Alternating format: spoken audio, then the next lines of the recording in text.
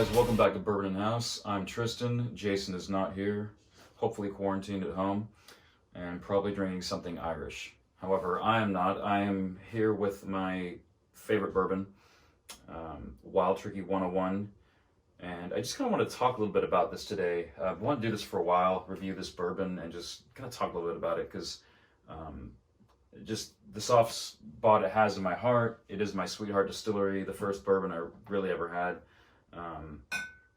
And yeah, I think it's often overlooked and underrated. So yeah, just kind of want to talk a little bit about it. Something you've probably seen in every liquor store on the face of the planet, wherever you are. If you have liquor stores in your country, they probably have this in it. Here in the United States, I've seen it. You can find it for around $15, sometimes on sale, but it's generally around $20, $30. I haven't really seen it that much higher than that, but it's around that $20 mark. And used to have an 8-year age statement around 10 years ago. Don't quote me on that exactly, but it was fabled for that 8-year age statement. They then took it off, made it NAS. It's now aged. It's a blend of 6 to 8-year-old barrels, and to me, I've had the 8-year older vintages and the recent ones available in Japan, and this is virtually right there with it. I mean, they're almost indistinguishable. A lot of people talk in lore about the 8-year Wild Turkey 101, but to be honest, don't ever pay secondary prices for it. If you know someone from a country that can get it, whether it's duty free or they go to Japan, definitely pick one up. But otherwise, don't feel bad if this is all you can get. Yeah, it's 75, 13, 12 mash bill.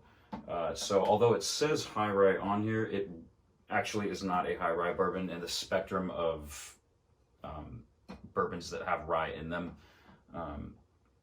13 is actually technically on the lower side.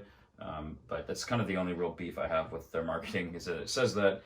However, something I do not have beef with is the fact that it says crafted with conviction, and that is something that I stand behind 100%. I've met Jimmy and Eddie a number of times at a number of festivals. I met them at personal tastings. Some of the kindest guys in the industry, longest tenured in the industry. They really know what they're doing. And yeah, it really says it in a bottle that is literally $20 and available everywhere. This is tangible evidence that you do not need to spend hundreds or thousands of dollars on half this limited edition garbage that comes out each year. That is just my opinion. I'm going to say that a lot during this video. But yeah, I would put this up against a number of the limited edition allocated releases that come out each year, which, in my opinion, are generally laughable. Half the time when I'm having them, it doesn't matter what or who's putting it out, I literally think back to, wow, well, I can get this for $20 and it delivers on every level. Yeah, it's something that a lot of people, it's often overrated. It's often underrated and overlooked on the bottom shelf of bars, and it really, I think that's a crime, because it's just such a good bourbon. And yeah, so let's talk about it. Pour a glass. I'll be reviewing the 8-year in a future episode. I was going to do a comparison video, but I kind of wanted to just dedicate this to Wild Turkey 101, just because of how much I adore it and use it all the time. I use it as a reference. I use it as a benchmark. And yeah, so, excuse me, something just fell over right here. I don't know why it keeps doing that. There we go. Alright, so yeah, Wild Turkey 101. I mean, this has, at 6 to 8 years old, everything that a lot of older bourbons I've tried doesn't have. And it, for $20, has more than 99% of all the new craft bourbons that come out that are 6 months to 2 years old, which are just garbage and taste like glue and cardboard. I mean, this is hallmark bourbon. I mean, it's rich on the nose. You get vanilla, dark honey, caramel, big rustic rickhouse notes. I mean, you can literally. I get very creative with how I talk about whiskey sometimes, but I can literally smell the sun off the barrels coming through the window on a Lake Kentucky summer in one of those Wild Turkey rick houses. I mean, it has that rustic charm to it that I feel evades so many of the bourbons that come out these days, and even ones that are, OG distilleries that have been around longer than Wild Turkey. I think this stands up well above many of them. There are elements to this that differentiate it from the hallmark bourbon. I definitely get corn husk, I get spent peanut shells, I get fresh straw. It's a very notable element to this. It's like a fresh straw that you would lay down. Oak sawdust. The citrus is more orange than it is lemon, which I think definitely makes this a beautiful contender in an old fashioned. And again, $20. It makes the perfect mixer, while still being something that holds up very well neat or over ice. I mean, it's dry to an exponential perfection. And what I mean by that is it's dry to the perfect level where it doesn't get too dry and doesn't just go over and then all the sweetness gets lost, but it balances out a lot of those sweet notes that can typically be very cloying in a lot of bourbon. I know a ton of whiskey drinkers that religiously drink Scotch, Irish, anything but bourbon because bourbon is too sweet. And every time I hear that, I say, come back to this, try this, revisit this. It is accessible. It's everywhere. It's $20. And I've had some guys do it, and they're like, honestly, I used to laugh at people when they recommended it, but this bourbon truly kind of disproves that theory that all bourbon is cloyingly sweet.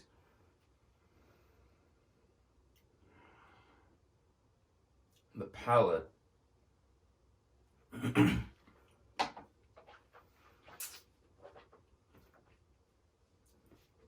Full-bodied Kentucky in a glass. It's dry, sweet, rich. Most bonded bourbons I have don't have this level of complexity or depth. You get those hallmark notes on the palate, the caramel, the vanilla, plethora of spices, cinnamon-infused muscovado simple syrup. Brown sugar is a big note with this bourbon as well, especially on the palate. And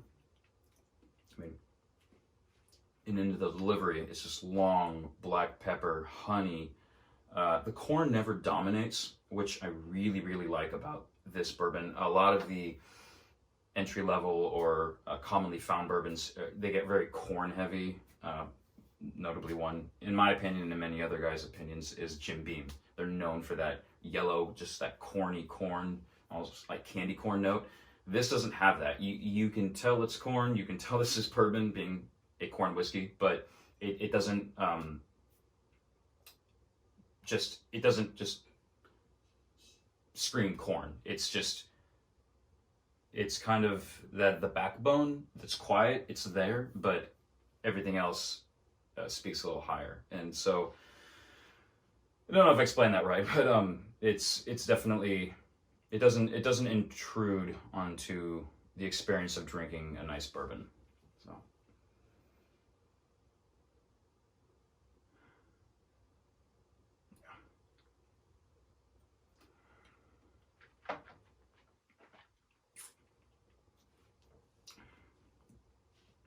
as you can see, I've enjoyed quite a bit of this bottle, probably over since around Christmas. This is something I always have when my bar open whenever someone comes over. Always have this available. Always have it available for mixing. It is literally the one whiskey that you will always find in my bar. The finish, it keeps going. Again, very long. There's oak wood embers just dying out at the end, as if the staves are just burning, and you can kind of smell that. You get that on the finish. It's very evident. One of the things I love about Wild Turkey is that the quality of their spirit in context to the casks they use is tangible evidence of how much quality goes into every bottle that they produce. Whether it's 101 or up to Russell's Reserve, which actually this barrel was a barrel of Russell's Reserve that was hand selected for a company I worked for. And yeah, I got the barrel, and they were going to throw it out, and not throw it out, they were going to give it away. And then I was like, I'll take it. They're like, oh, okay, cool. And so, yeah, it's just everything they do. They don't do anything half-assed. They don't do anything half-hearted.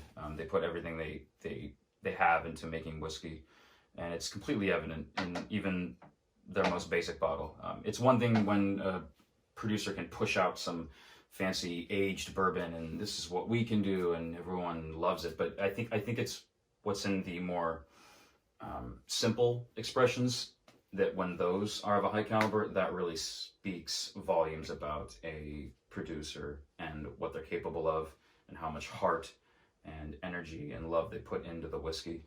And this is arguably the best example coming out of America. And yeah, it can do anything. It can deliver on all levels. It's available. I mean, what else do you want me to say? I give this a 93 rating because we'll give it 100, but that would just be clearly biased. I give it a 93 because you can actually get single barrel versions of this and under the Kentucky Spirit label, and then you get Russell's Reserve, which is single barrels. Used to be single barrels hand selected by Jimmy and Eddie, probably more Eddie now, and then, or should I say Eddie and Company, and that's some of the best juice that Wild Turkey's actually pushing out. But do not sleep on Wild Turkey, don't sleep on Kentucky Spirit, because those, even just a standard Kentucky Spirit is gold, and it's around $50. It is simply a single barrel version of 101. But if you ever see any store picks, highly recommend those. If you love this, you will love those even more. Definitely something else I'll also be reviewing in the future. Yeah, and so that is about it. Wild Turkey 101, something you've seen in every bar, something you can get in every store, and something I think that should be on every shelf. Cheers.